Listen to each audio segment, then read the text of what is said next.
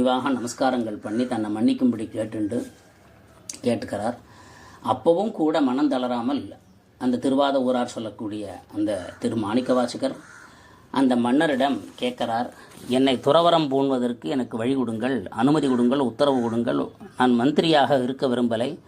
உங்களுடைய மந்திரி சேவையிலிருந்து நான் வெளிவந்து சிவனடியார்களுக்கு தொண்டு புரியறதுக்காக, சிவகைங்கரியம் பண்ணுவதற்காக, சிவன் சொத்துக்களை நிர்வகிப்பதற்கு, சிவசேவையை செய்வதற்கு, சிவனடியார்களுக்கு நலம் புரிவதற்கு எனக்கு ஒரு அவகாசமாக அந்த துறவரம் கொடுங்கள் என்று கேட்கிறார். அதுக்கப்புறம் அவனும் மன்னனும் கூட, அப்பா நான் என்ன அனுமதி கொடுக்கறது, சாட்சாத் சிவனே உனக்கு அனுமதி கொடுத்தாச்சு, நீ இனிமேல் போய்க்கோப்பா அப்படிங்கிறார்.